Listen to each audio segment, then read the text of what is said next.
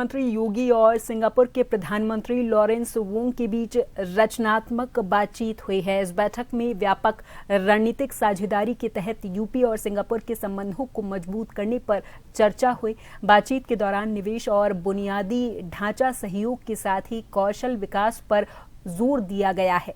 दोनों ही नेताओं ने डिजिटल अर्थव्यवस्था की पहल को आगे बढ़ाने पर विचार साझा किए।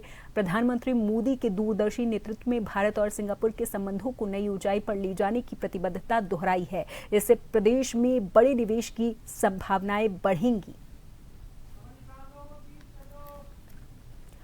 तो मुख्यमंत्री योगी आदित्यनाथ सिंगापुर के दौरे पर हैं और सिंगापुर में उन्होंने प्रवासी भारतीयों को संबोधित किया, लेकिन उससे पहले उन्होंने सिंगापुर में पीएम लॉरेंस वोंग के साथ बातचीत की है और साथ ही विदेश मंत्री डॉक्टर विवियन बालकृष्णन के साथ भी यूपी और सिंगापुर के बीच होने वाले रणनीतिक साझेदारी और सहयोग मजबूत करने पर चर्चा की है।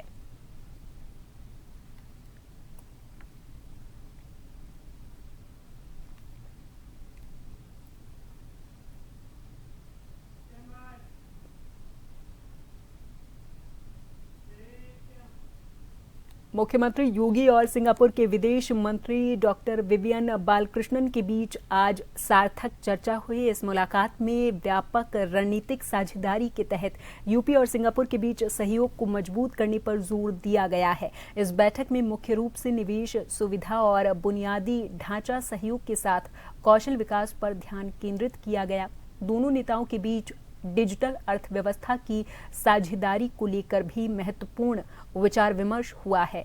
प्रधानमंत्री मोदी के नेतृत्व में भारत और सिंगापुर के रिश्तों को और प्रगाढ़ करने की प्रतिबद्धता जताई गई। इस बातचीत से प्रदेश में विकास के नए रास्ते खुलेंगे।